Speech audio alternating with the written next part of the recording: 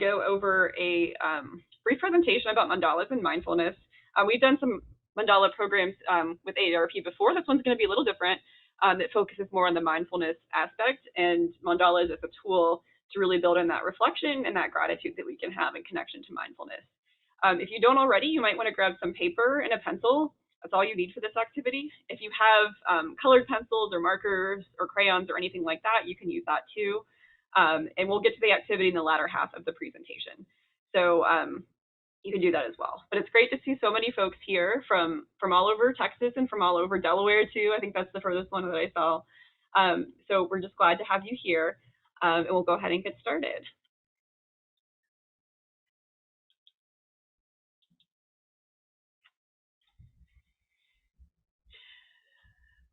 So again, like I mentioned today, we're going to go over mandalas and their connections to mindfulness and go through an activity that I think will leave you feeling a little bit more centered today and full of gratitude as our goal.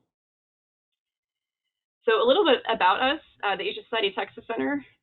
We're one of 14 centers around the world that are committed to building cross-cultural understanding and empathy between the East and the West. We have different events through our business and policy, programming, our arts exhibitions, performing arts, and then education. If anyone could pop in the chat if you've been to our center before and any thoughts you might have, and you can do that throughout this presentation too. But I would just love to know more about anyone that, again, has engaged with us. You're welcome to visit us too anytime. We have a beautiful exhibition on display now called Artists on Site. And we have 4 artists that are working every day on their exhibitions, and we'll have a closing celebration at the end of August. So you can come and see some beautiful art. We have a cafe called Java Lava that's open Wednesday through Sunday that shows and has wonderful teas and coffees, including a very, very delicious Vietnamese egg coffee. So we would love to welcome you. Oh, Ken, it's great to see that you've been here many times. You've seen the mandala construction. So I'm going to call on you later to give your feedback, just giving you a warning. The center is located, Barb, in Houston in the museum district. So, it's right near the Museum of Fine Arts Houston and the Holocaust Museum. We would love to have you anytime. So we really hope that you come and enjoy our building and some of our events. So today we'll talk a little bit about mandalas, and you can see they take different shapes and different forms. We will talk in detail about the Tibetan monks that have come to our building too to perform their mandala construction as well. But we really want to focus today on some of their history and also how you can use them today as a tool for mindfulness. So a little bit here about what is a mandala. And we have a little bit about the geometric design too. It's symbolic of many cultures, Hindu cultures, Buddhist cultures, China, Japan, and Tibet. And they're objects of meditation. They can aid in spiritual development. And the circle in particular is a very strong symbol for that. Since it has no beginning and end like the universe, it goes on and on. There's a belief that by entering the mandala and proceeding towards its center, you are guided through the cosmic process of transforming the universe from one of suffering to one of joy and happiness, also from ignorance to enlightenment. When we actually make our own mandalas today, you'll see kind of your own journey and your process through that, and it can mean many different things to you personally. Now, I'd love to hear some thoughts too as we continue to go through. If there's anyone who wanted to learn something specific about the mandala or something you're interested in, you can type it in the chat, and we'll do our best to address that too as we go through as well.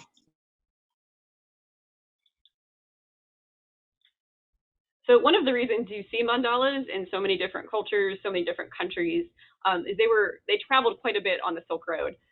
So Buddhist monks would travel through this ancient network, and it was really the first thoroughfare that connected the East and the West, and they brought Buddhism to a lot of other countries as well. They have a long ancient history in Hinduism as well, so and other religious practices. So there was a lot of trade, a lot of sharing of thoughts and ideas, and a lot of connections to paintings, to spiritual centers. So they were definitely, we think of the Silk Road, we think a lot about silk and tea and other objects like that, but really religion and mandalas were a big part of that as well. So we're going to focus specifically on Tibetan mandalas for a moment. So ones that Ken is referring to here that come to our center are from a monastery in southern India, and they have a program called the Mystical Arts of Tibet, and they travel throughout the country, these monks from the Drupal Losing Monastery in southern India. And their goal is to contribute to Western culture by providing the knowledge and training in Tibetan Buddhism to preserve Tibetan culture and to share it with the West and the world. It's a 4-day ritual.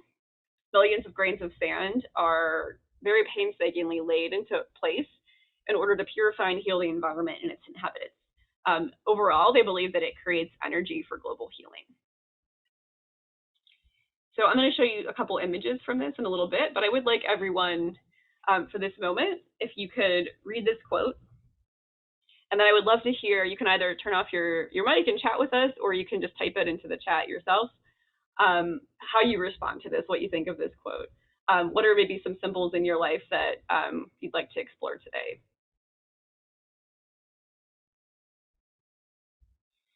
Or even what from this quote you could learn about mandalas.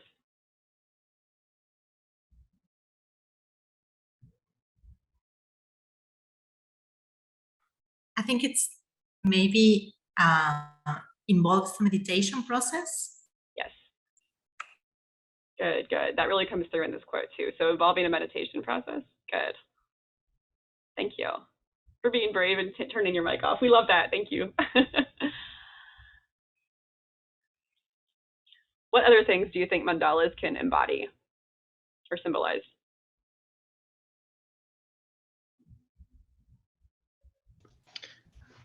Having observed them, I would say patience is something that they embody. Patience and focus. Great. Focus, good. So we've got meditation, we've got focus, we've got patience. And there's an element of beauty in them. I mean, they're spectacular to look at. Yes, absolutely. Beauty. Oh, thanks, Barb. Reflection. That spectacularness too, I think, is really important. That you know, the collective energy once it's done, right, and how once it all is put together, that vibrant look. Yes.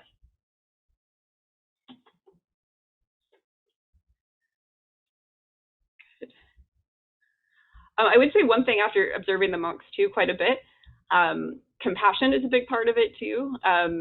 They really view it as an act of service, an act of influencing global energy and a global good. And you can see that in the little actions they take, the larger actions, how it's all tied to music and performance too. So, you know, I think all of these things you mentioned are all definitely in there. And they all, I think, build to this larger spiritual belief that they have. So this is a sample of what it looks like when the monks come and begin work on the mandala. So they start by constructing, using chalk and string, they construct the mandala itself, and then they start coloring it in with the sand. And what I'm going to do is I'm going to stop for this one moment and pull up some more, an actual live, or not live, all of the images we had from when they visited us, and we'll go through each one. And I would love to just, as you're going to, if you have any thoughts you want to share in the chat, you can, and we'll spend some time at the end reflecting on that as well. So this is the beginning process, again, where they spend a lot of time with, this is a geometry teacher's dream here, where they go through lots of angles and lines and build out the mandala itself with chalk and with pencil and with This takes a couple hours in itself. The monks are trained for several years on how to do this process. And it's definitely something that takes a lot of patience, like was mentioned earlier, but also a lot of very intense skill as well.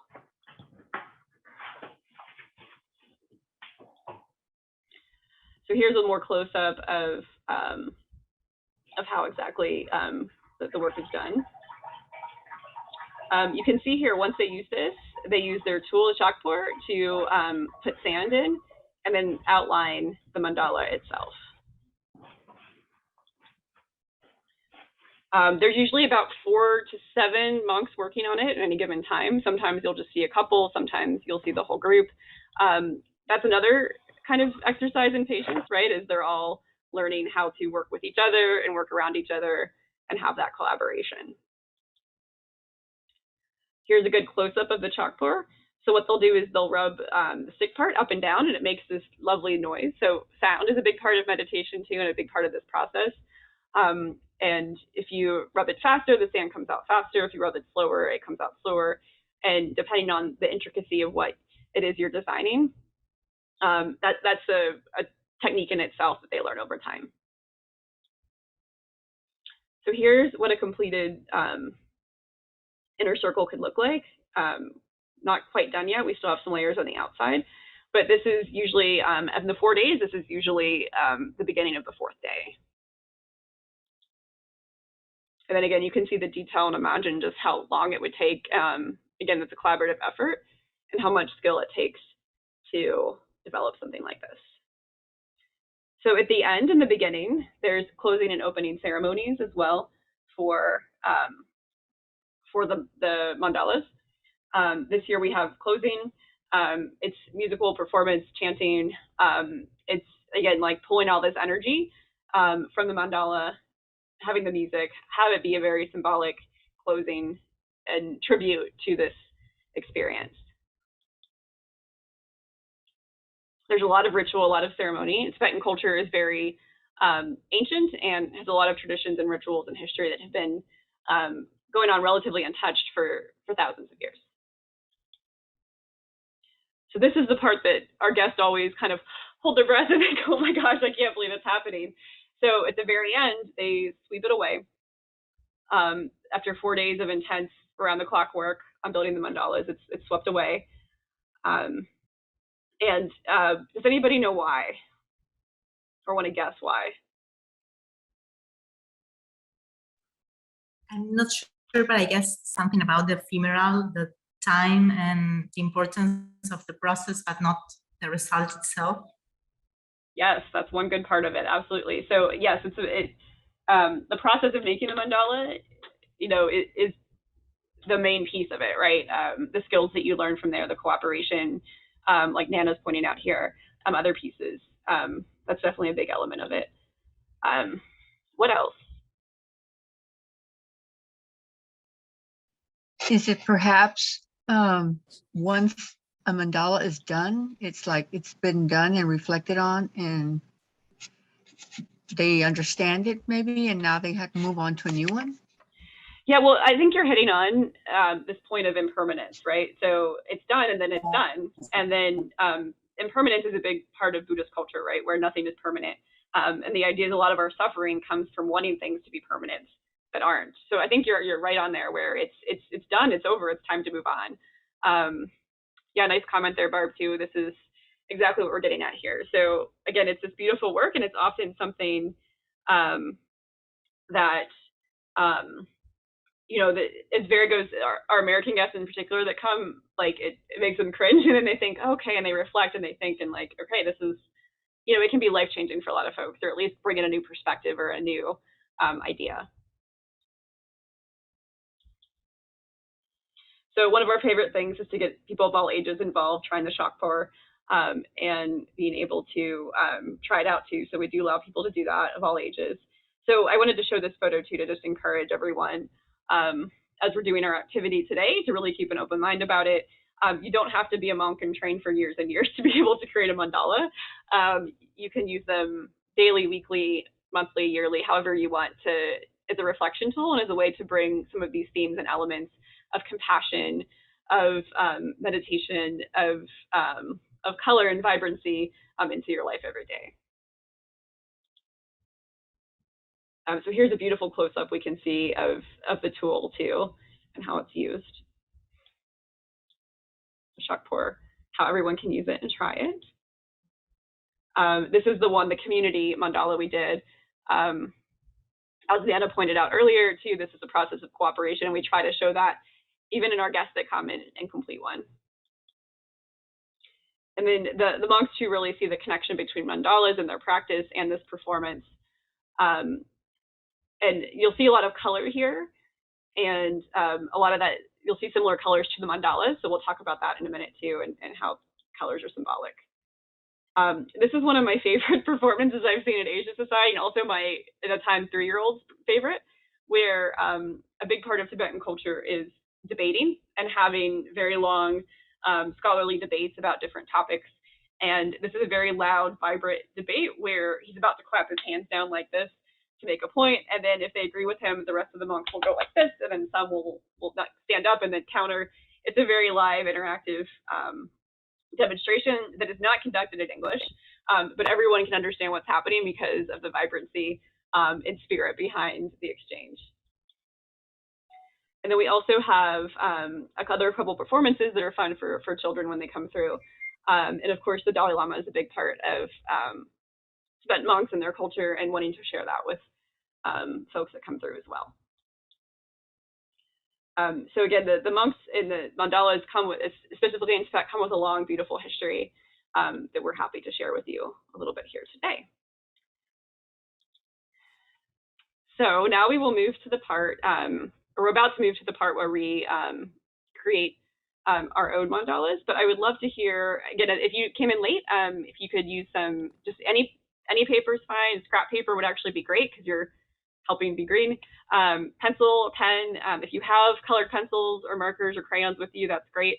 I happen to always have crayons around because I have small children and I work in education. But if you don't need them, it's fine.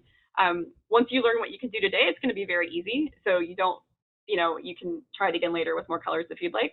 But before I move to that part too, and while you're gathering your materials, I would love to hear from folks. Either you can unmute or put it in the chat.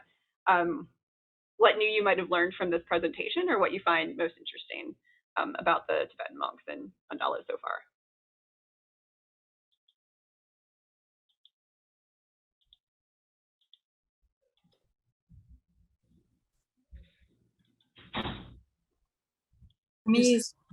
This is Barb. I think when you said people were shocked when the mandala was brushed away, I gasped. Yes. Yeah, I had that same sensation that you were describing. It was interesting. Yes, it's a really nice like way to reflect on why we have that reaction, and what it is about our culture that makes us think that, and it's a really interesting moment, because I think we all react that way for different, or some people react that way for different reasons. So it is a moment to think. Thank you for sharing. Great. Anyone else want to share? I wanted to talk about, pardon me, at least one of the times that I've been to see the monks, well, both times I've seen them, maybe 3 times. I'm just also struck by the reaction of people observing the monks and how they all become very kind of like focused in on what they're doing.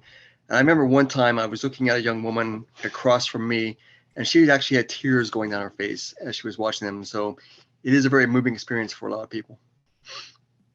It is. People of all faiths, of all different backgrounds, come in and are very moved by it. We haven't done it in a couple of years with COVID and everything, and it's something we greatly miss in our institution too, and just seeing the people that it comes in, and of all ages too. So thank you for sharing, Ken. I'm glad that you observed that as well. We love to see the reaction in our audience too.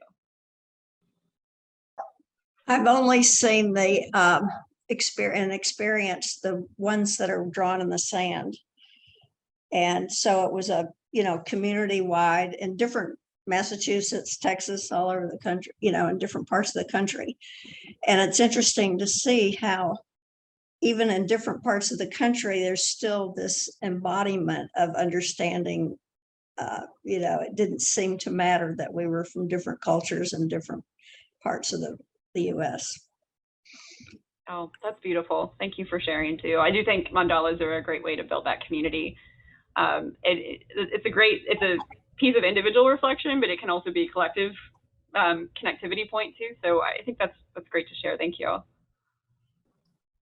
Oh, Ken, thank you for sharing too. He shared one of his videos he made of the monks. That's wonderful. I have some great videos too. Unfortunately on Zoom, I don't have the best of luck with sharing them. Every time I try to share a video on Zoom, it just does not go the way I want. So I appreciate you sharing that, Ken, and I'll share some at the end as well.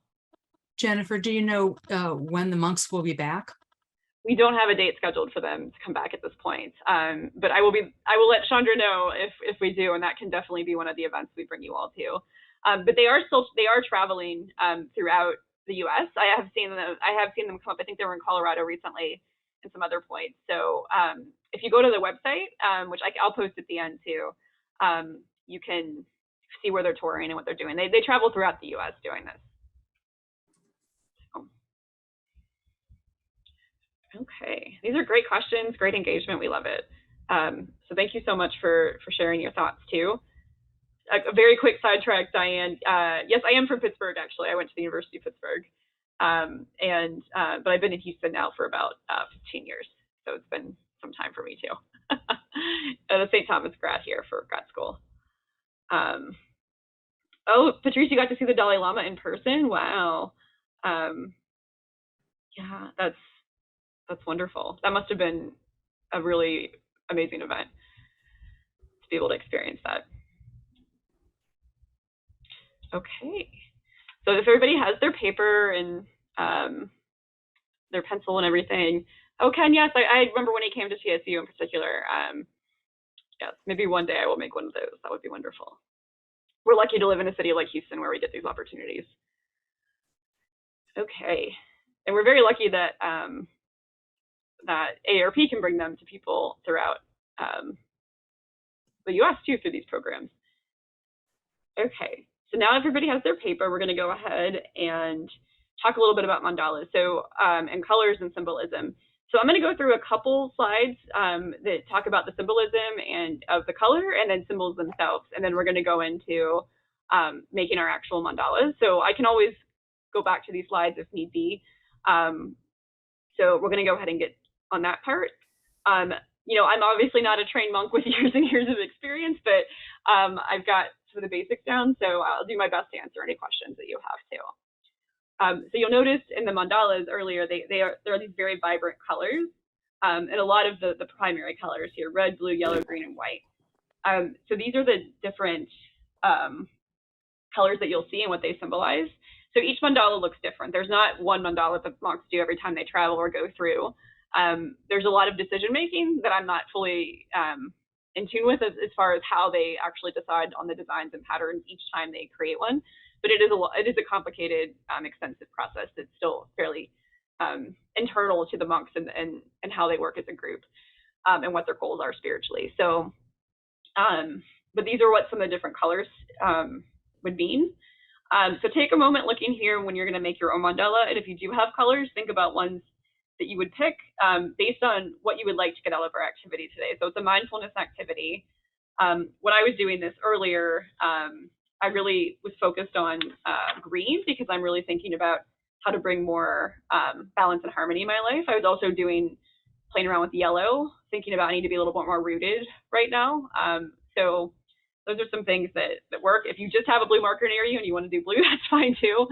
Make it work for you, because all of these things are things that we could work with, right?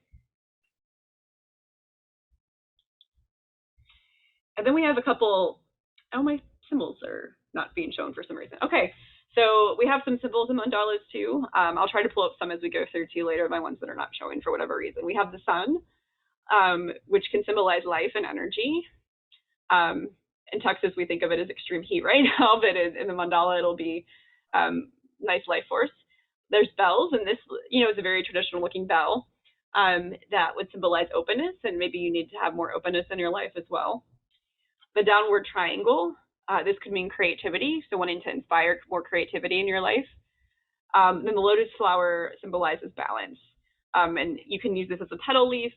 There's no right or wrong here, right? There's you can make images of any way you want based on these two. There's no right way to draw a sun or right way to draw a lotus flower. You make it work for you based on your skills. And just also what just comes to you when you're drawing too. This mandala is going to be much more focused on your reflection than it is on the art skills. I have a lot of education background and experience in work. Art, though, is not my strong point. So you'll see that as I give you my samples, which I hope will inspire you not to be scared to try on your own. So we're going to work on a gratitude mandala today, and here's a good image of what they look like. And this is a mindfulness activity that you can do when you would like. You can definitely change it up a little bit too and do it as you would like. But this is the overall completed image that we'll go for. Yours can look very different from this. It can look similar. And we'll go through all the steps together on how to create it. So the very first thing you're going to do is just draw a circle in the middle of the paper, and you can write "I am grateful" inside of it, just like this. I think you all can see my paper here. You could write gratitude.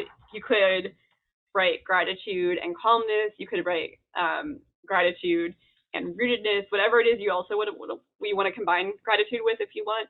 You could just be very focused and keep it "I'm grateful for." You know, anything that you would like. You can change this prompt too as you learn how to do mandalas and use them as a tool if you like them, but today we really want to focus on the gratitude element of it. So that's our first step. Again, I'll hold up mine too. I mean, it is so, I like visuals. I'm a visual learner, so just my first step, very, very simple here of just a circle. And remember, the circle means that eternalness, right, of things that are constantly going and changing and moving.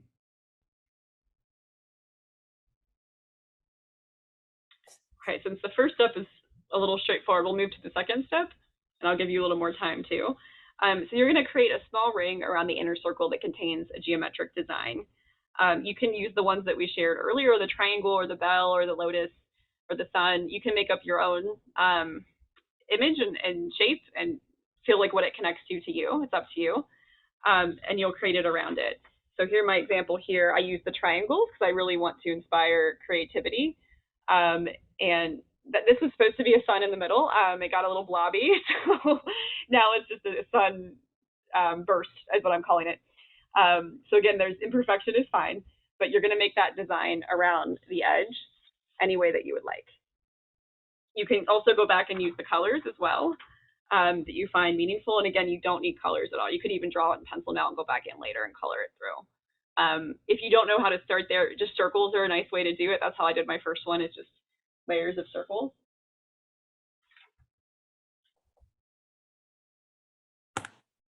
Just taking slow. And if you're finishing up or if you're done, if you could just let me know, like drop in the chat that you're ready to move on, just so I can kind of help read the crowd a little bit, since I can't see most of you, and I, you know, just so I know we can move on. Good, great, thank you. I'd love to see if anyone's brave enough, you can hold up what you've created too.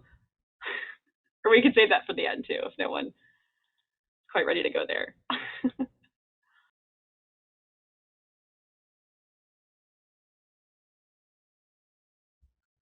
Oh, Nana, we don't have a specific reason for 14. It's just what, you can do more than that. It's just what worked best when we did the draft of it with the spacing that we had.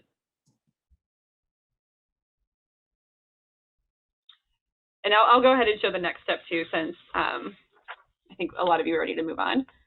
Yeah, and filling them in is just fine too. The spokes part is next. So here's my other mandala I was working on. And I used just a index card and was able to draw straight lines around the spokes coming up. This one I did the lotus flower and the triangle here too. So you're going to draw 14 of them around the circle. You don't have to, if you can only fit 13 or 12, you're going to be okay, don't worry. You can even squeeze in more later if you want. It depends on how much you want to do, but let's just try to get at least 10 in. And 14 is what we're recommending just because of when we sampled it out, what tended to work best.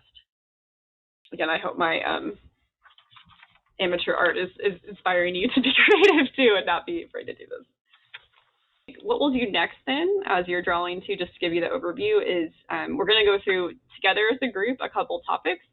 And you get to kind of do a little bit of writing about why it is you're grateful for these things. They might be things that won't occur to you naturally, and that's good. You know, it helps us think about things that we're grateful for that we might not be always aware of. This is a great thing to do occasionally. All the research that goes into mindfulness and gratitude in particular, you know, it really can help reframe our mindsets. It can help with lowering stress and pressure. You know, it's a good way to reshift our focuses too and our priorities if we're in need of that and need a tool to help us do that. Again, on the chat, if you could let me know if you're ready to move on. Seeing some nods. Okay, good. Thank you, Alice. Thanks, Nana.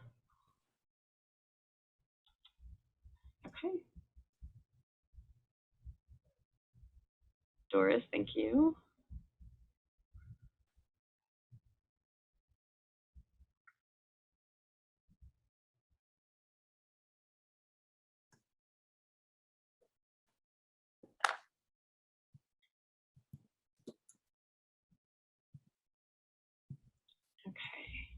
I think we'll go ahead and move on just to make sure, and you can always draw your spokes later too as we go through. When I was doing them too, I noticed like my colleague wanted to measure them out to make sure they were all exactly the same size and the same distance apart, and I just kind of did it and then tried to balance it out based on what I was seeing. There's no right or wrong way to do it, so don't don't overthink it too much, but you can definitely try different approaches each time as well. Okay. So the next piece is one of the spokes above the line, you're going to write the word blue. And we're thinking about things that we're grateful for that are blue. And then below the line, you will write the word. So I'll show you my example here. So here's the word blue. And then here are some of the things I listed that I'm grateful for. So I love oceans. We just got back from a vacation. Big skies, of course. The color of my dad's eyes. I love my dad. Oh, can't see it. There we go. Better? Yes. Okay. So here, again, the things that I wrote that I'm grateful for that come to mind with blue.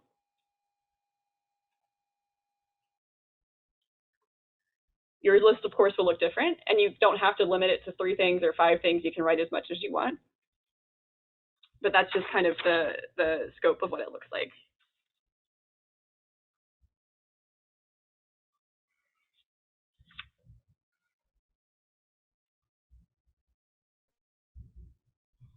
I'm actually adding one, which is this pen, which a colleague gave me earlier today.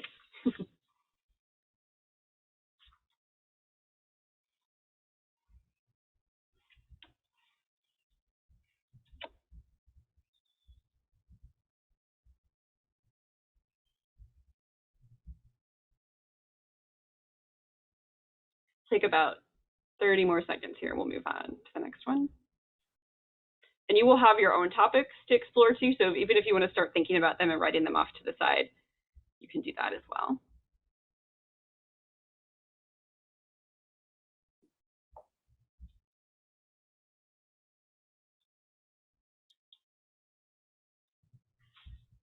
The next topic we have is family. So you'll write that one again above the next line. You can use different colors. You can use the same color. If you're just using a pencil, it's fine to have them all be the same color. I'm confused about what you mean above the next line. Okay, so you should have the 14 spokes around. Yeah. Here, let me show you what I did here. So one of the spokes I wrote above the spoke and below the spoke for blue. And then for the next spoke, right above it, I wrote family, and I started to write my list here. Okay. Does that make sense? Kind of, yeah. Okay. Sure, and it can look however you would like, that works, but each spoke you should write the topic above and then below the pieces that you're writing, the things you're grateful for on that topic. And you can write a sentence if you want. You can write the list of things, however it is that you would like it.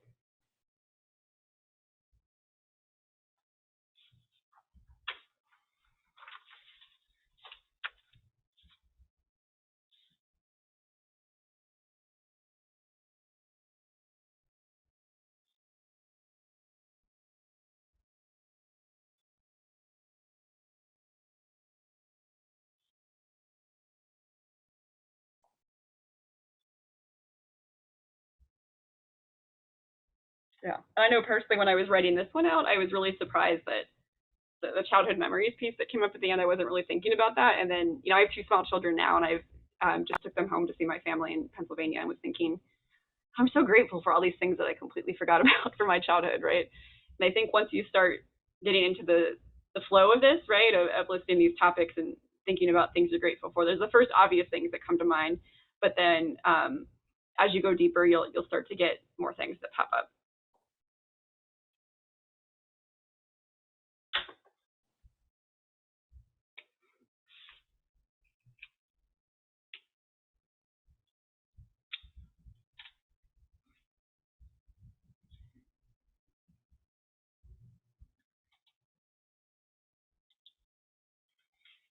the next one we'll do is food. So here, these are just foods that I love. But now even I'm looking at this list and having come right off the family and adding this additional reflection on family, I'm thinking too about foods that are specific to my family that I'm going to add to this list that I like. So it's again what I'm thinking and reflecting on. These are a lot of, some of them are comfort foods, some of them are just things I eat every day, but just things that we're grateful for that we have in our life. And this particular is very specific to Houston to me. With these, I know exactly where I want my noodles and my spicy curry from. There wasn't a lot of spicy curry in southwestern Pennsylvania. Very grateful and happy to be here.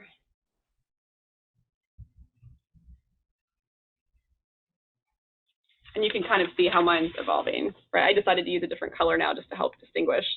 So I've got blue on the first spoke here, and underneath the description, family on the spoke here with the description. Now I'm onto food with the description underneath.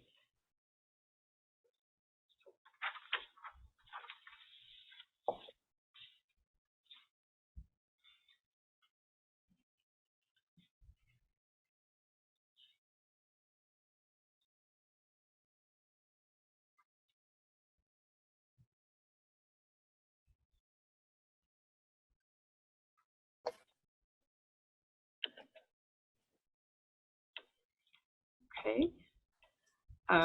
Next, we can move on to nature.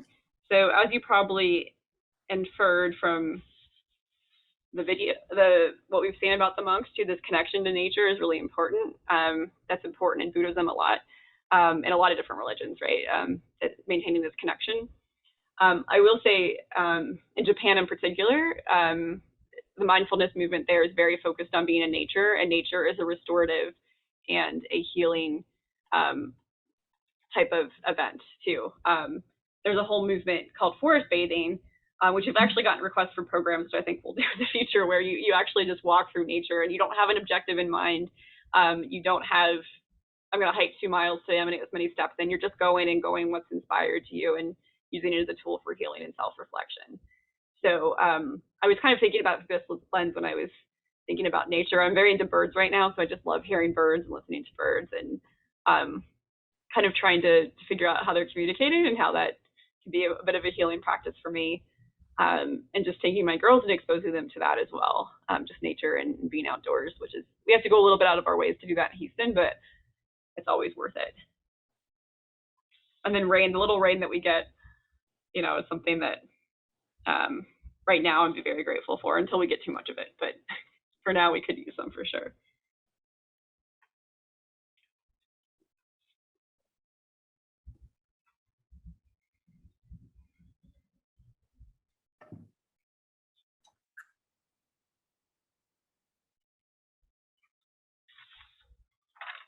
Okay, so you can see how mine's, again, evolving through the different spokes. I'm a little annoyed because I wrote everything else all like in caps and I just wrote nature in lowercase. I'm like, ugh. But again, imperfection is okay. It's all learning. I can learn from that for the next line and from everything.